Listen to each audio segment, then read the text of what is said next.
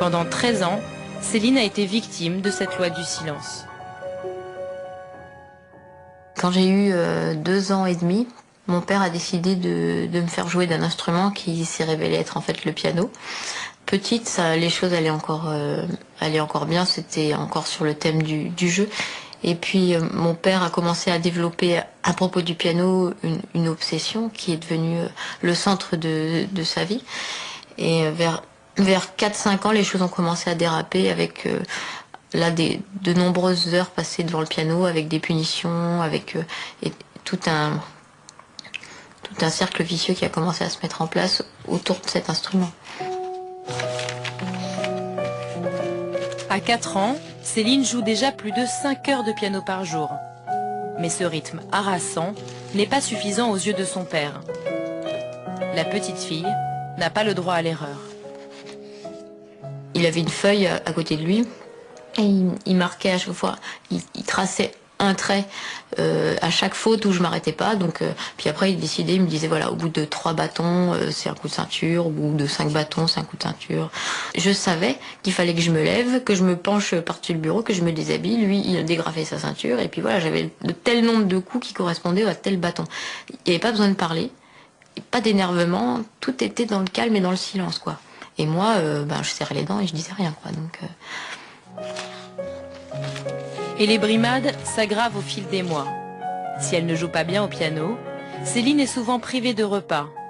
Elle subit aussi une maltraitance psychologique. Souvent aussi, il m'enfermait dans la cave pendant quelques heures, dans le noir, ou dans ma chambre.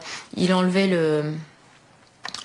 l'ampoule, et il m'enlevait tout ce qui était susceptible d'être un loisir pour moi, c'est-à-dire que il m'enlevait tous mes livres, les CD, tout ce qui était musique, et donc il m'enfermait dans ma chambre quelques heures.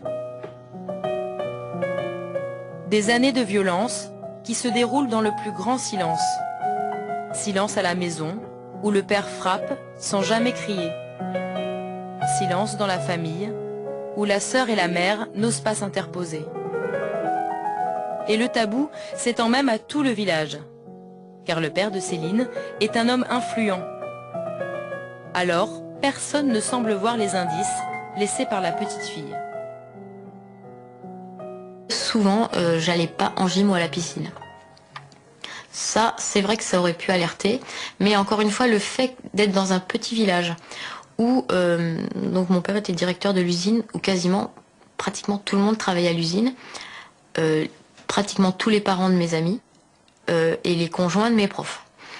Et donc, ce que disaient les profs, notamment le prof de gym, c'est ah oui, tu te permets de pas venir à mes cours parce que t'es la fille du directeur. Les gens plaçaient ça à ce niveau-là et se sont jamais posé la question de savoir si peut-être il y avait des soucis à la maison. Personne n'ose parler, pas même le médecin de famille qui voit les bleus mais qui se tait. Entre nos tables, le secret est bien gardé. Arrivée à l'adolescence, Céline n'a toujours aucun moment de répit. Elle vit la peur au ventre, dans l'indifférence générale.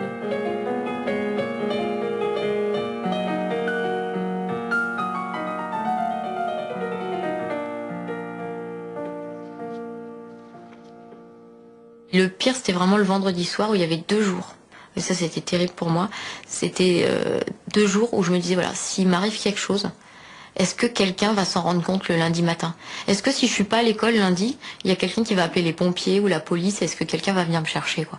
Et le plus dur à supporter, c'est ça. C'est pas la privation de nourriture, c'est pas les coups, c'est cette terreur, cette peur de mourir, en fait, quotidienne. Heureusement, un événement va venir changer le cours des choses. La famille de Céline déménage dans une ville où le père n'a plus la même influence. Rapidement, les langues se délient. Et c'est l'infirmière du lycée qui va repérer la souffrance de Céline. On voyait d'emblée que Céline allait mal.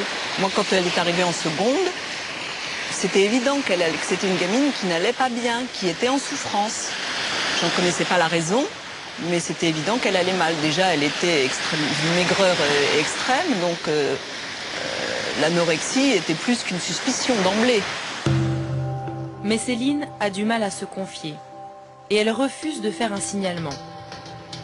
L'infirmière mettra plus d'1 an à la convaincre de parler. Il s'était visiblement passé quelque chose le week-end qui fait qu'elle était complètement démontée le lundi matin. Et donc elle est venue, elle m'a dit « bon ça y est, je suis prête, on le fait ».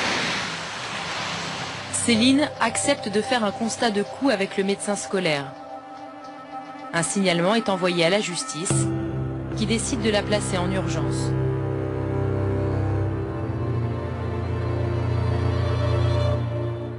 Le père de Céline sera condamné à 2 ans de prison avec sursis et à une obligation de soins.